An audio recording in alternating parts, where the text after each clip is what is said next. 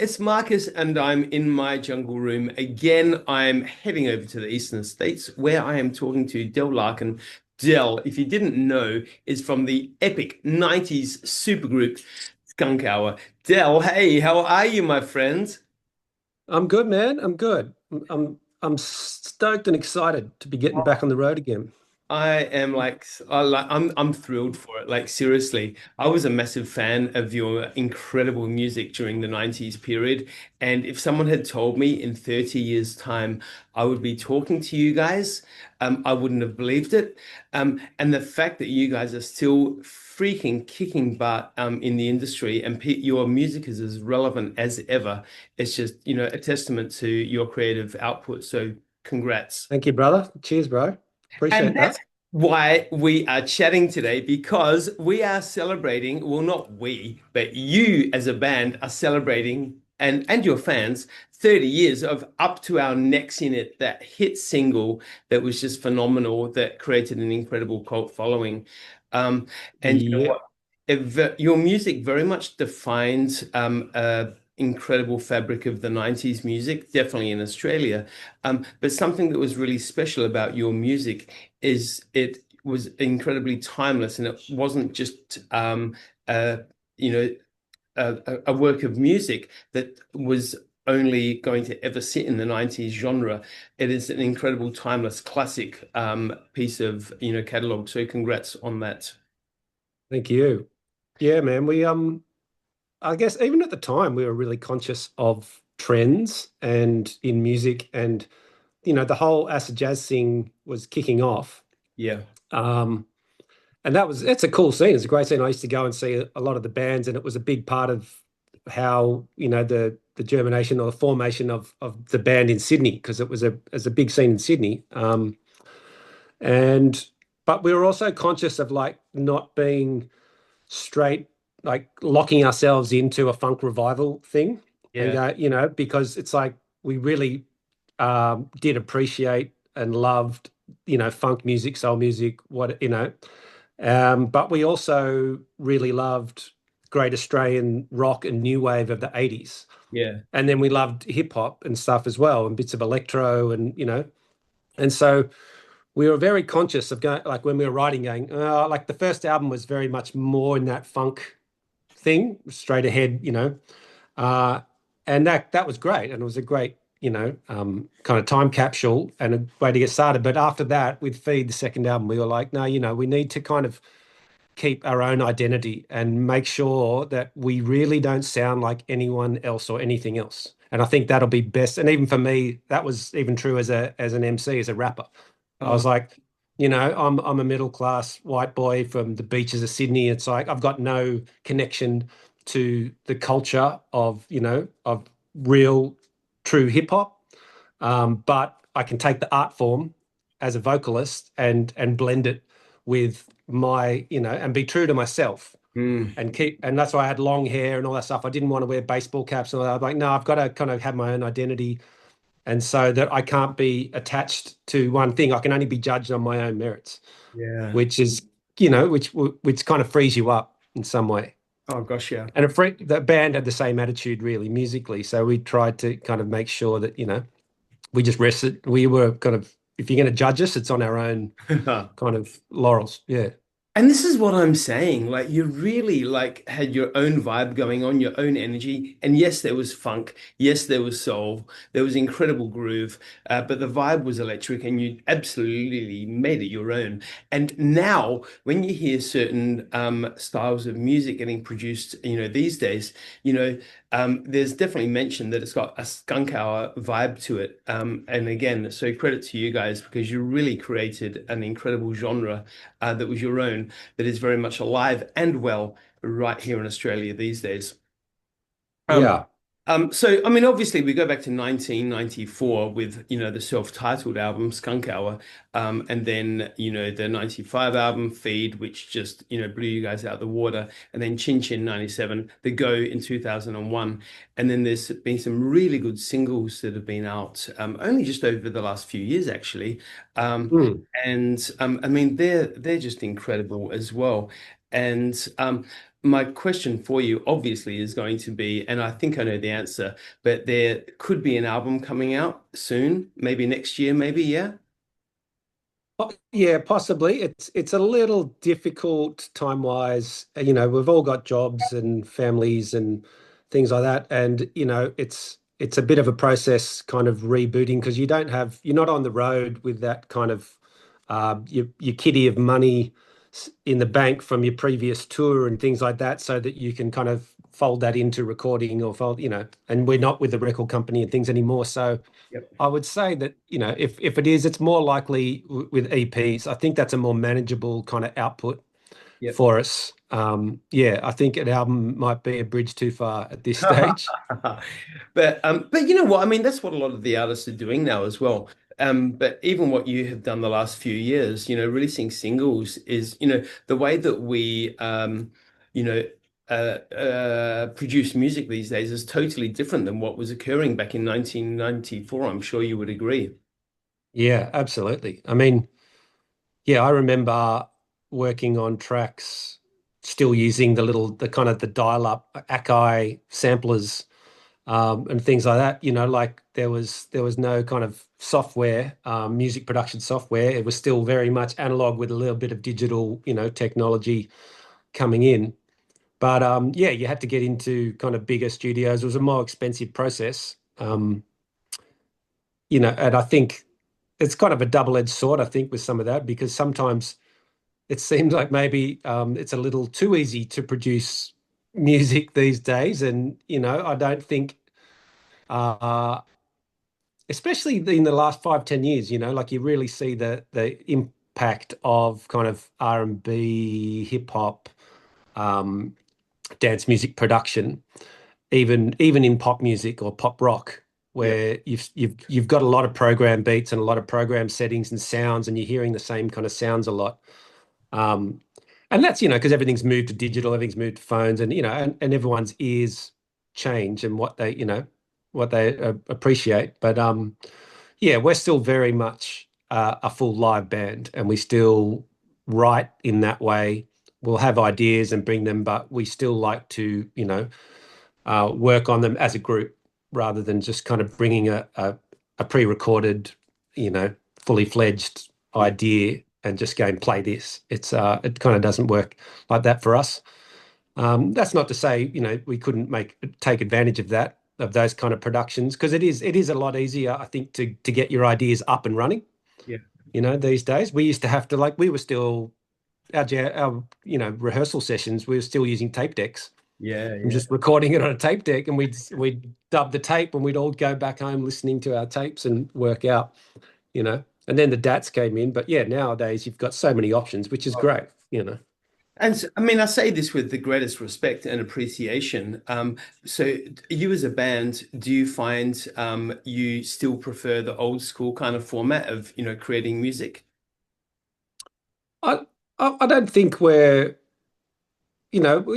as a band, yes, like when we're writing, I think it helps, but I think we could also lean into the new style of working, where individuals could be just recording things at home and sending ideas around.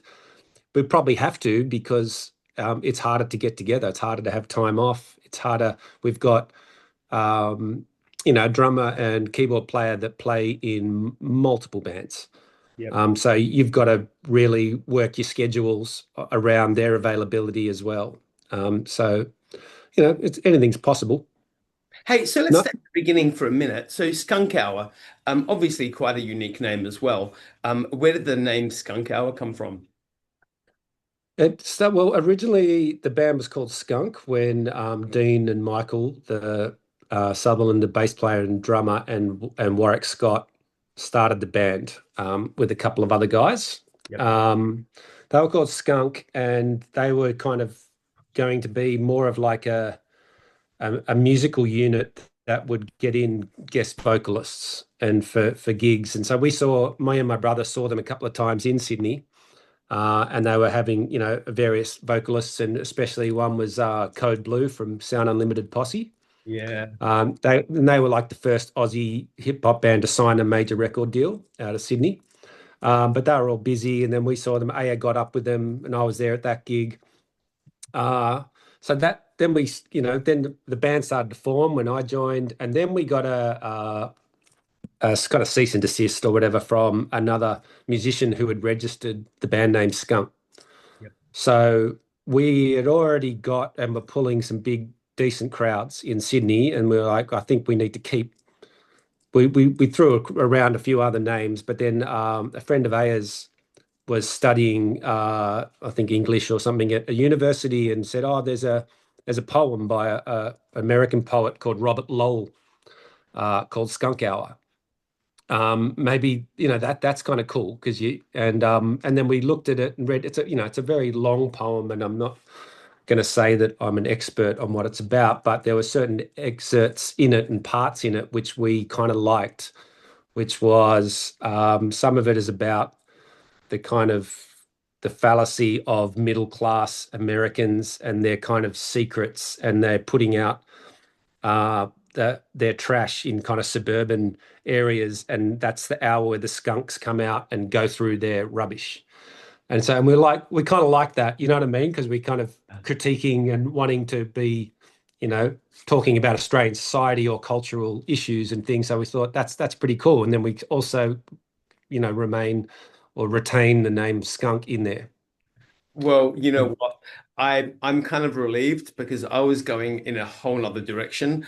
I was thinking Yeah. it was just that period of the night where if you haven't had a shower, you start to smell. Yeah, right. So, Nice. uh, Yes, well, I'm sure if you got in the band van in touring, that would be yeah, on the nose. But the other one everyone also thought it was because of Do You Like It, the single, about weed and smoking dope, that everyone thought it was a reference to skunk, the yeah, weed. yeah. So and we didn't mind that. That was still, that It fit the yeah. brand. Yeah, exactly. It was on brand. So It's so funny because, obviously during the 90s was it's such an iconic time where, the band names were, actually in line with, other, double entendres, if you like. So whether it be Powderfinger, whether it be Pearl Jam, whether it be yeah. Skunkhour, who even Yeah. knows, that Yeah, true. that was the time. Hey, let's move on though. So obviously, from 94, essentially when the first album came out to now, how do you think you have developed as a band? How do you think your music has changed style? How do you think you've developed? Well, I think basically we really haven't changed the formula. I mean, I think there's so many elements to the formula. It's just a matter of picking which elements you're going to fuse together for the song, I think that basic kind of soul pop um, rock, a new wave edge with where I think it changed a lot when with the second album when we brought in Paul Searles, the Yep. keyboard player. He's just a wizard. And he's a bit of an uncredited genius in terms of what he brought to the band. And I think that element brought that more new wave electro, synth edge. And we realized we're going to drop the brass also because brass, touring was really, it's expensive Yep. with brass. And so we went with keys as to add that kind of, layer of melodic and atmosphere because synths can create so much atmosphere with a song. And so, but there's a lot more kind of distorted guitar and synths on feed and heavier, kind of rock beats rather than the cleaner kind of brass funk style. Yeah. And And since then, I think, you can see a transition. The third album, Chin Chin, they worked with Magoo, who had done a lot of stuff with Regurgitator and all those bands, and you can hear that even heavier 80s synth and kind of 90s breakbeat sound and programmed drums come into the band. I think they kind of went down that road, and then for the go, they kind of bring it back to a more smoother um, kind of trip hoppy loud sort of beats, and with some of that housey kind of smooth disco-y feel, you know? And so Yeah. it's a lot more warmer, spacious sound and a lot more back to kind of groove on the go. And Um, since then we've kind of just picked and mixed, from those four kind of albums of what kind of style of song, we want to go with. oh, I hear you. And you know what? I fingers crossed that there is a fifth album down the track somewhere, whenever that may be. Fingers crossed. Cheers, man. Yeah, Yes, all you over never know. here. And like I said, I mean, there's been a sprinkling of really good singles out over the course of, the last 5, 6, 7 years. But shout out to 2001's Rain on Me, because I was just playing that one again earlier this morning. And it's just phenomenal. It was so Cheers, good man. that Gaga even came out with Rain on Me as well. She was inspired by Yeah. what can I say? You know. Nice. Yeah. Hey, Just so copping our moves. yeah, right. So, hey, let's move on to the tour. What can we expect from the tour? Hang on, before we talk about that, let me just say the date. So, Friday, the 24th of October, it kicks off in New South Wales. And okay, I'm sure you're doing this just for your Adelaide fans, but the final party, the final date is right here in Adelaide at the Gov on the 15th of November, and I will be there. Um, Awesome. what can we expect from the We'll tour? get you. Look, more classic Skunkhour. If it ain't broke, don't fix it. But I think with the addition of the new drummer in the last few years, I think that's helped kind of breathe some new life into the band and a new attitude to live. He's a phenomenal drummer, especially for me as a rapper. There's a lot bigger, heavier pockets and and to work with. And we've kind of really moved back towards um, a real funk, high energy, set. Yeah. And we will throw in a few kind of left to center ones that are our favorites, Yeah. but we really do kind of, keep the focus on making sure it's the best live experience for people. We're not going to try and, you know, I really don't like bands who have classic songs and refuse to play them and just want you to listen to their new stuff all Yeah. the time. Like, I think if it's good, it's good, but I think you've got to give people what they want. It's Yeah. kind of that don't bore us, get to the chorus, Rock set. that. Yeah. Absolutely. Yeah. See, we're 90s kids. I know it. I know it, Dell. Yeah. Hey, so everyone you heard it. Dell Larkin says you need to better get your tickets. Come out and hear exactly the stuff that you want to hear, that you expect from Skunkhour. Like I said, it kicks off 24th of October in New South Wales, then goes to Queensland, it goes to Victoria, then climaxes the incredible tour right here in Adelaide at the We Go. always love. Adelaide was the first town outside of Sydney that showed us mad love. And we will always appreciate that and always had the best crowds and the best kind of attitude to live music and the most eclectic kind of taste, I really rate Adelaide in that way. And how cool is the Uh, venue, the Gov? yeah, it's the best. It's one of the great live venues in Australia, without a doubt. And the fact that they put so much love into live music, it just shows that it can be done if you do it properly. Yes. And Yeah. Larkin, Skunkhour, you do it properly. Everyone, grab your tickets. Dill, what an absolute pleasure chatting to you. I Cheers, Max. thought I would have Cheers, man. a chat with you, and this is great. Thank you so much, Mark. Likewise. I'll see you there, brother. You bet. All right. Cheers.